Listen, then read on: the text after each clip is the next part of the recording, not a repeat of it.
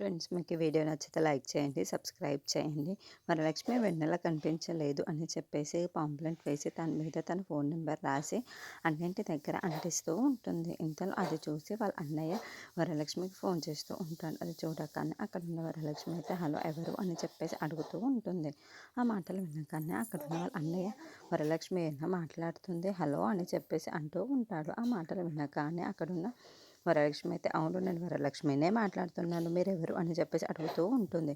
ఇంతలో అక్కడ ఉన్న వాళ్ళ అన్నయ్య నేను మీ అన్నయ్యనమ్మా అని చెప్పేసి అనేలోపే అక్కడ ఒక దొంగ వచ్చి తన ఫోన్ని లాక్కొని తీసుకొని వెళ్ళిపోతూ ఉంటాడు.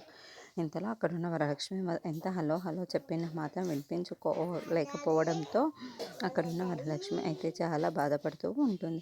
ఎవరమ్మ ఫోన్ చేశారు అని చెప్పేసి వాళ్ళ అమ్మ వచ్చి వరలక్ష్మిని అడుగుతూ ఉంటుంది.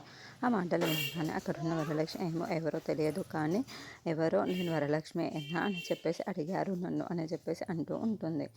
ఆ మాటలు వినగానే అక్కడున్న అజయ్ నువ్వు వెన్నెల కనిపించలేదు అని పాంప్లెంట్ వేయించావు కదా, ఆ నెంబర్ చూసి ఎవరో ఫోన్ చేసి ఉంటారు, మళ్ళీ ఒకసారి కలుపు అని చెప్పేసి అంటూ ఉంటాడు. ఆ మాటలు వినగానే అక్కడున్న వరలక్ష్మి అయితే సరే అని చెప్పేసి మళ్ళీ ఫోన్ చేస్తూ ఉంటుంది. ఇంతలో తన నెంబర్ కలవకపోవడంతో స్విచ్ ఆఫ్ అని రావడంతో చాలా బాధపడుతూ ఉంటుంది. ఇంతలో అక్కడ ఉన్న వాళ్ళందరూ ఏం జరిగింది అని చెప్పేసి అడుగుతూ ఉంటారు. ఆ మాటలు వినగానే అక్కడ ఉన్న వరలక్ష్మి స్విచ్ ఆఫ్ అని వస్తుంది. ఎవరు చేశారో ఏంటో వెన్నెల కోసం తెలిసిందో ఏంటో అని చెప్పేసి చాలా బాధపడుతూ ఉంటుంది.